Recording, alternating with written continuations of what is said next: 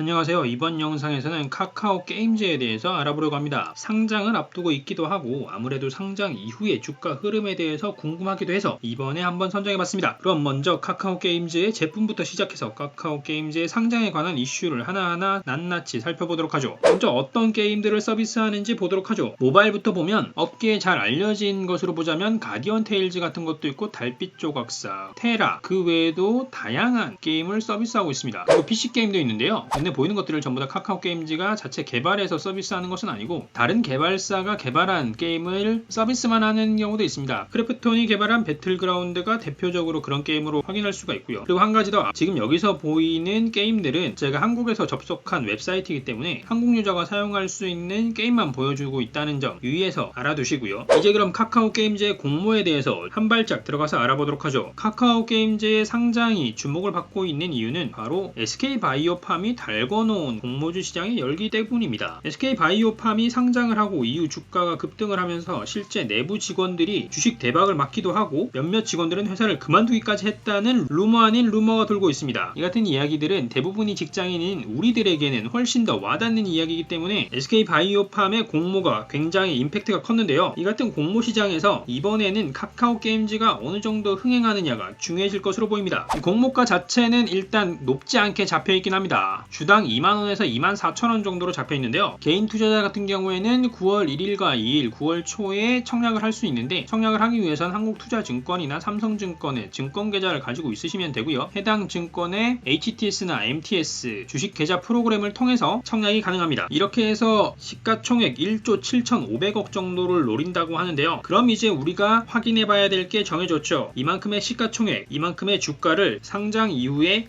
유지해낼 수 있느냐가 중요해 보입니다. 이에 맞춰서 현재 장외에서 거래되고 있는 금액을 확인해 보게 되면요. 8월 14일 거래된 금액이 65,000원이라고 합니다. 이런 6만원 이상의 가격대만 본다면 지금의 주가가 매우 낮기 때문에 상장 이후 주가가 급등하지 않을까라는 기대감을 가질 수도 있겠지만 6월 이전의 주가를 보게 되면 2만원대를 계속해서 유지해 왔습니다. 이 같은 것을 봤을 때 6월 이후에 아직 공모가가 설정되지 않았을 때 SK바이오팜에 대한 이슈가 시장에서 나왔었고 이에 대한 기대감 으로 주가가 선제적으로 올랐던 것으로 봐야 되지, 주가가 지금 6만원이기 때문에 상장 이후에 주가가 6만원 이상으로 치고 올라갈 것이다 라고 생각하는 것은 조금 오판일 수도 있습니다. 그것이 오판인지 아닌지 좀 더 공모가의 본질에 다가가 보도록 하겠습니다. 공모가의 적정성을 비교하기 위해서 주요 게임 회사들과 비교하는 표를 만들어 봤습니다. 이에 대해서는 간략하게 과정을 공유해 드릴 텐데요. 공모가가 적정한지에 대해서 접근하는 과정을 보시고 혹시 다른 방법으로 접근을 하셨거나 접근하는 방법을 알고 계셔서 결과적으로 다른 메시지를 찾아내신 분이 계시다면 댓글로 공유해 주시게 되면 많은 분들이 이해하는 데 도움되지 않을까 싶습니다. 일단 간략하게 정리한 걸 보여드리게 되면 주요 회사에 맞춰서 이렇게 사업보고서와 분기보고서 그리고 반기보고서까지 손익계산서를 쭉 긁어왔고요. 그 중에서도 영업수익, 그러니까 매출액과 영업이익 그리고 당기순이익 부분을 확인하고 여기에 맞춰서 각 보고서에 있는 주당 이익을 수집했습니다. 이와 동시에 일반적으로 가장 접근이 쉬운 네이버에서 정의된 PER도 수집했는데요. 시계열로 좀 나눠서 볼 텐데 각 시점에서 적용되는 PER에 대해서 대중적으로 잘 알려진 매체 네이버와 비교해보는 게 어떨까 싶어서 수집을 시작했었고요. 이 같은 작업을 NC소프트, 넷마블, 펄어비스, 컴투스, 게임빌 등 주요 게임사에 대해서 작업했습니다. 그리고 카카오 게임즈 같은 경우에는 현재 상장된 것이 아니기 때문에 과거 퍼나 주가에 대해서는 없지만 공모가 상단과 하단에 맞추어서 퍼를 계산해봤습니다. 먼저 네이버 퍼와 제가 계산한 퍼의 차이에 대해서 말씀을 드려야 될 것 같은데요. 네이버가 각 시점마다 공개해둔 퍼를 수집을 했는데 이게 그 숫자가 현실이랑 좀 달랐습니다. 실제 주가인 해당 기말의 종가의 주가와 네이버의 퍼와 실제 해당 사업보고서의 EPS를 통해서 계산한 네이버 추정 주가의 경우에 차이가 좀 있었습니다. 이런 차이는 각 2분기로 가면서 굉장히 그 값의 차이가 커졌는데요. 여기서 잠깐 퍼 계산 방법을 빠르고 간단하게 알려드리면 주가와 주당순이익 그러니까 EPS를 알게 되면 퍼를 계산할 수가 있습니다. 주가가 공개되어 있고 EPS 역시도 회계보고서에 공개되어 있는 만큼 퍼 같은 경우에는 누가 계산하더라도 동일한 시점이라고 한다면 같은 값이 나와야 하는 것이 정상이라는 이야기죠. 이에 대해서 좀 세부적으로 확인을 해봤더니 네이버에 반영된 EPS의 값이 좀 다른 것을 확인할 수가 있었습니다. 2019년 넷마블 종목에 대해서 네이버에서는 EPS 1823원으로 잡고 있었는데 넷마블의 2019년 사업보고서에 따르면 EPS는 기본적으로 볼 때 1883원이었고 희석된 내용으로 보게 되면 1876원이었습니다. 1823원과는 꽤나 큰 차이가 있었는데요. 이렇게 모든 회계 보고서에는 기본 주당 이익이나 희석 주당 이익이 다 표시되어 있기 때문에 이 같은 것이 좀 더 기준이 되어야 하지 않을까 싶은데 네이버에서는 숫자가 좀 더 다르더군요. 그리고 이 같은 네이버의 숫자가 달랐던 이유를 추정해보니 아마 네이버는 매출액이나 영업이익, 단기 순이익까지만 실제 숫자를 끌어오고 그 숫자를 반올림해서 반영을 해두게 되는데 이 반올림한 숫자를 기준으로 아래에 있는 나머지 숫자를 추정해내는 것 아닌가 싶습니다. 그렇기 때문에 이 같은 오차가 생기는 것으로 추정해보고요. 이와 함께 반기 보고서에서는 EPS가 더욱더 크게 차이나는 것을 확인할 수 있었는데요. 네이버에 반영된 넷마블 반기 보고서의 EPS 같은 경우에는 818원이었는데 넷마블 반기 보고서에 반영된 EPS 같은 경우에는 분기만 봤을 때는 921원이었고 누적적으로 봤을 때는 1579원, 1580원 수준이었습니다. 굉장한 차이가 있는데요. 일단 앞에서 말씀드렸던 것처럼 네이버에 반영되고 있는 EPS 같은 경우에는 반올림 숫자를 하는 것으로 아닌가 생각돼서 그런 오차가 먼저 있는 것으로 보이고요. 여기에 한 가지 더 네이버 EPS나 퍼 같은 경우에는 이처럼 각 분기별로 나눠서 계산하는 것으로 보입니다. 하지만 저는 누적적인 것을 반영을 했는데요. 그같이 반영했던 이유는 어차피 연간 단위가 되면 분기가 모두 모여서 누적적으로 반영되는 만큼 누적적으로 반영되는 것이 방향성에 맞겠다 싶어서 저는 누적적인 EPS를 기준으로 반영했습니다. 이 같은 관점에서 정리했기 때문에 네이버가 추정하고 있는 숫자와는 많이 달라졌다는 점 먼저 밝혀드리고요. 그래서 제가 계산한 실제 주가 EPS를 반영한 PER에 대해서 말씀을 드리게 되면 EPS 같은 경우에는 각 기말, 분기말, 반기말에 있는 회계 보고서 내에 EPS를 반영을 했고 그리고 주가의 경우에는 각 기말의 시점에 맞추어서 종가를 끌어왔는데요. 2019년 같은 경우에는 12월 30일 그리고 1분기는 3월 31일 그리고 2분기는 6월 30일 이렇게 계산한 퍼에 대해서 일단 카카오 게임즈를 먼저 보게 되면 공모가 2만원과 공모가 24,000원에 대해서 반기 기준으로 봤을 때 퍼가 각각 35에서 42 정도로 나옵니다. 언뜻 이렇게 보고 옆에 있는 다른 기업과 비교를 해보게 되면 카카오 게임즈의 퍼가 그렇게 높지는 않아 보입니다. NC소프트도 이것보다 높고 넷마블은 훨씬 더 높아서 하늘 높이 날아갈 수준으로 보이니까요. 하지만 여기서 두 가지 포인트를 챙겨봐야 하는데요. 먼저 넷마블입니다. 넷마블의 경우에는 최근 유동성 장세에서 핫했던 테마 빅히트 엔터테인먼트의 상장에 관여된 주식이었는데요. 넷마블의 경우에는 빅히트 엔터테인먼트 등 비상장 기업의 주식을 가지고 있고 이런 비상장 기업의 상장에 대한 기대감으로 넷마블 주가도 뛰었습니다. 빅히트 엔터테인먼트 관해서는 DPC라는 기업이 굉장히 유명하게 알려졌는데요. 주가가 가벼웠기 때문에 훨씬 더 이 같은 테마에 크게 반응을 하면서 움직였습니다. 이 같은 이슈에 따라서 넷마블의 주가도 움직이는 경향이 충분히 있다고 판단되고요. 게다가 넷마블의 경우에는 지금 저희가 다루고 있는 카카오 게임즈의 지분도 가지고 있습니다. 그렇기 때문에 넷마블의 주가 상승으로 인해서 퍼가 올라간 것은 넷마블 자체의 영업이나 서비스 역량이라고 하기보다는 넷마블이 가지고 있는 다른 주식의 가치에 대한 평가도 포함되어 있기 때문에 넷마블의 최근 주가를 기반으로 해서 넷마블의 PER을 업계의 평균에서 중요하게 평가하는 것은 무리가 좀 있어 보입니다. 그리고 두 번째로 주목해야 할 것은 바로 영업이익률입니다. 카카오 게임즈의 영업이익률은 높아야 10% 중반대 수준을 기록했었는데요. 넷마블의 경우에는 저희가 빅히트 엔터테인먼트에 대해서 언급했으니까 제외하고 본다고 하면 NC소프트 같은 경우에는 지속적으로 30% 내외의 영업이익률을 기록하고 있습니다. 그 외에 다른 기업들도 높은 영업이익률을 평균적으로 보여주고 있었는데요. 물론 이 영업이익률이 모든 퍼의 움직임에 기반이 된다고 생각하지는 않습니다. 하지만 기업이 상장될 때의 경우에는 시장이 전면적으로 그 기업에 대해서 평가를 하고 있기 때문에 그 기준을 잡기 위해서 이 같은 영업이익률이 퍼나 주가에 결국 중요하게 영향을 끼친다고 생각을 하고요. 그렇기 때문에 적어도 상장하는 단계에서는 업계의 수준과 어떻게 흘러가는지가 중요할 것 같은데 그런 면에서 카카오 게임즈가 그렇게 긍정적으로 평가받기는 힘든 영업이익률 수준을 가지고 있습니다. 하지만 이와 함께 둘러봐야 하는 것은 바로 카카오 게임즈가 가지고 있는 카카오라는 브랜드죠. SK바이오팜이 다른 기업들보다 훨씬 더 주목을 받았던 이유도 SK라는 브랜드가 뒤에 있었기 때문이라고 생각을 하는데요. 그렇기 때문에 카카오 게임즈도 어느 정도 모기업의 후광을 공모하는 과정에서도 받지 않을까 싶습니다. 그런 것을 종합적으로 고려한다라고 하면 지금 현재 선정된 공모가의 상단과 하단을 기반으로 한 퍼 같은 경우에는 업계 수준이나 실적의 수준 그리고 브랜드 등을 고려했을 때 적정한 수준이 아닌가 생각됩니다. 그러니까 지금 현재의 실적을 기반으로 봤을 때 길게 본다면 지금 현재 수준이 적정한 주가가 될 수도 있겠다 싶긴 하지만 그것은 주식시장에서 이성을 찾고 바라보기 시작할 때 그럴 수 있는 것이고 공모와 청약이 끝나고 상장일이 되었을 때 많은 투자자들이 카카오게임즈에 관심을 가지고 주식을 매수하겠죠. 그때의 경우에는 지금 같은 공모가가 훨씬 더 낮은 수준으로 평가되는 상황이 나올 것이라고 생각합니다. 이 같은 경향은 SK바이오팜이 그랬고요. 소마젠도 그 같은 주가의 흐름을 보여줬고 SCM생명과학도 상장 이후에 크게 오르는 모습을 보여줬습니다. 말씀드린 게 모두 바이오 주식이긴 하지만 주식이나 주가에 대한 대중의 관심이나 기대감만으로 보자면 카카오게임즈가 결코 바이오주에 뒤처지지 않는다고 생각합니다. 그렇기 때문에 상장 이후에 크게 관심을 받으면서 주가가 주목을 받지 않을까 싶은데요. 그렇기 때문에 이 같은 기사도 나오는 것으로 보입니다. 상장 후에 무조건 상한가를 갈 것이라고 보는 기사들이 있는데요. 이 기사만 보게 되면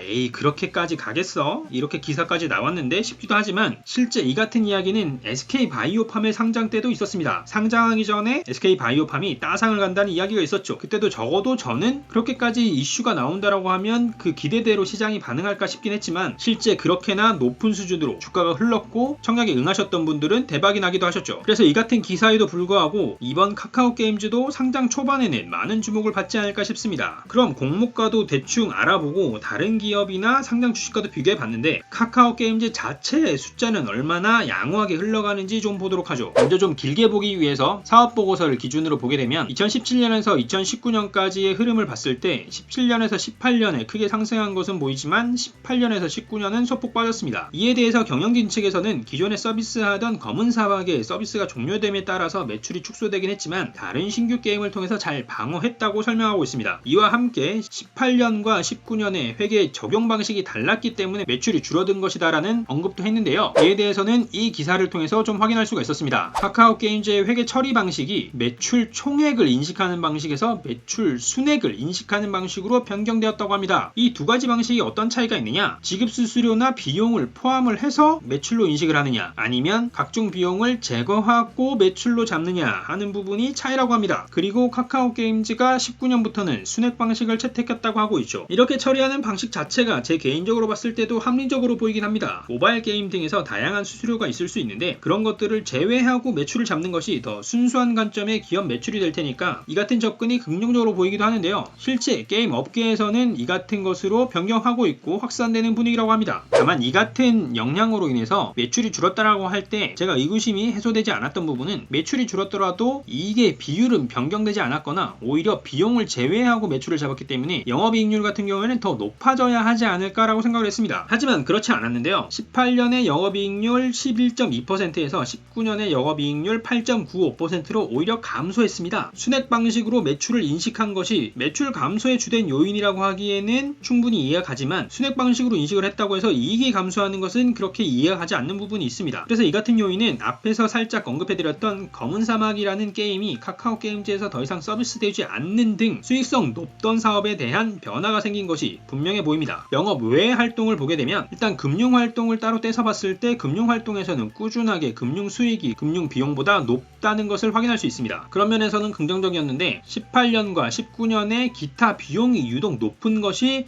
눈길을 끌었습니다. 세부 내용을 확인해 보게 되면 18년에는 관계기업에 투자한 주식에 대한 손상차손이 컸고요. 19년 같은 경우에는 무형자산에 대한 손상차손이 크게 잡혀 있었습니다. 같은 기타 비용이 크게 기록된 것에 더해서 지분법 손실이 크게 기록되고 있는 것 역시도 카카오게임즈의 이익에 부정적으로 영향을 끼치고 있었는데요. 앞에서 살짝 언급드렸던 관계기업에 대한 내용 같은 경우에는 기타 수익이나 기타 비용에 들어가는데 이 지분법 같은 경우에는 지분이 많거나 의사결정권을 많이 가지고 있어서 법적으로 자회사로 보는 회사에 대해서 지분법 손실로 인식을 하게 되는데요. 이 같은 지분법 손실이 꾸준하게 기록되고 있었고요. 앞에서 말씀드렸던 것처럼 영업이익률도 나빠졌고 영업의 활동에서도 기타 비용이나 지분법 손실이 있었기 때문에 당기순이익 같은 경우에는 크게 줄어들어서 2019년 당기순이익 88억을 기록하게 되었습니다. 이 같은 숫자가 최근 보고서에서는 어떻게 흘러가고 있는지 반기보고서의 손익계산서를 바로 확인해 보시죠. 일단 매출을 먼저 보게 되면 여러모로 작년에 비해서 성장을 했는데요. 분기만 따로 떼놓고 봤을 때도 11.5%의 상승을 했고 누적적으로 봤을 때도 8%의 매출 상승을 기록했습니다. 그리고 영업이익률도 좋아졌는데요. 19년에 누적적으로 영업이익률이 9.35%였는데 20년에는 누적적으로 영업이익률이 14.16%로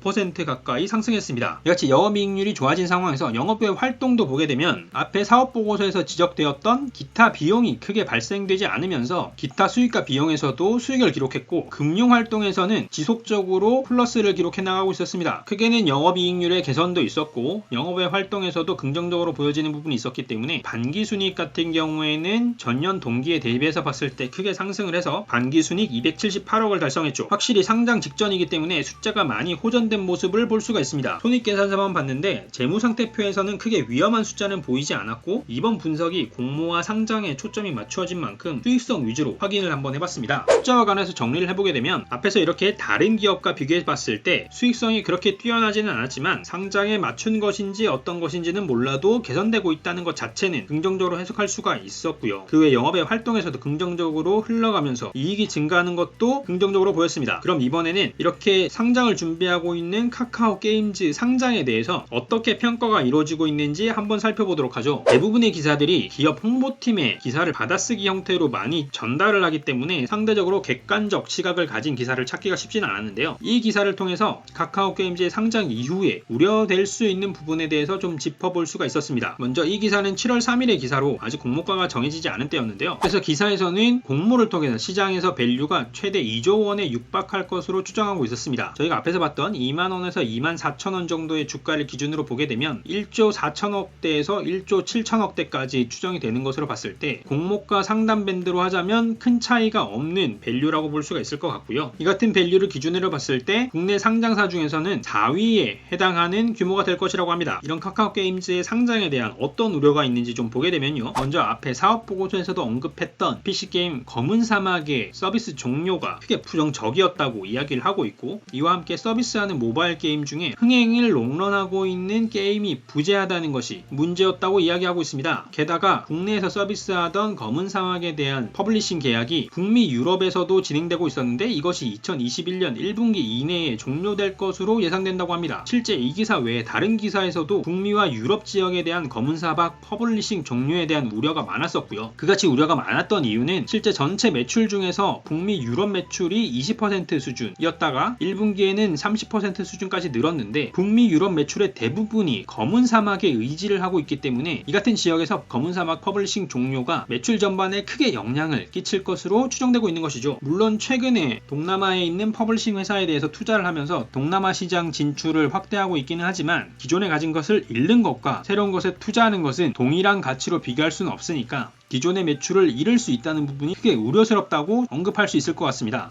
또한 이와 함께 신작 게임들이 시장에서 두각을 내지 못하는 것도 밸류를 크게 잡기에는 우려스러운데 일조하는 것으로 보이는데요. 대대적으로 마케팅을 했던 달빛 조각사 같은 경우에는 2019년 10월에 92억의 매출을 달성했지만 2020년 5월에는 11억 수준으로 크게 감소했다고 합니다. 그 외 다른 게임도 인기가 크게 떨어지면서 시장에서 주목을 받지 못하고 있다고 하고요. 이같이 업의 본질에서 많은 부분이 아쉬워질 것이거나 아쉬워지고 있는 모습을 보여주고 있어서 카카오 게임즈의 밸류에 대한 우려가 충분히 있어 보입니다. 지금까지 확인한 내용을 좀 정리해보면 카카오 게임즈가 카카오라는 브랜드를 달고 대중적으로 인지도를 가지고 있는 것이 상장을 위한 청약과 상장 초기의 주가 상승에는 분명 큰 힘이 될 것으로 보입니다. 하지만 조금만 더 찾아보게 되면 지금의 공모가가 업계와 비교해봤을 때 크게 높지도 낮지도 않은 수준이라서 지금의 실적과 경영 상황이 지속된다고 하면 주가는 공모가에서 크게 변동이 없어야 하지 않을까 싶은데요. 하지만 또 다른 한편으로 생각해 볼 때 최근에 유동성 장세와 부동산 등 다른 투자 대안이 부족한 상황에서 지금 현재 공모가 밴드에서 상장이 된다고 했을 때 초기에는 카카오라는 브랜드 등 때문에 관심을 많이 받게 되면서 주가가 급등하는 국면이 분명 있지 않을까 생각합니다. 대중의 긍정적 관심이야말로 주가 상승에는 크게 기여하는 소재니까 말이죠. 자, 이번 영상에서는 9월에 핫해질 예정인 상장을 앞둔 비상장 주식 카카오 게임즈에 대해 알아봤습니다. 이번에는 비상장 주식으로서 상장에 대한 이슈로 주목을 받고 있었지만 앞에서 살짝 언급드렸던 것처럼 동남아 퍼블리싱 업체에 투자를 하기도 하고 글로벌 확장에 대해서 관심이 많은 만큼 다음에는 실적으로 주목을 받고 분석을 할 수 있는 시간이 오길 기대하고요. 그와 함께 이번 영상이 시청을 하시는 모든 분들의 투자에 도움이 되었으면 합니다. 그럼 저는 다음에 또 새로운 정보로 찾아뵙도록 하겠습니다. 감사합니다.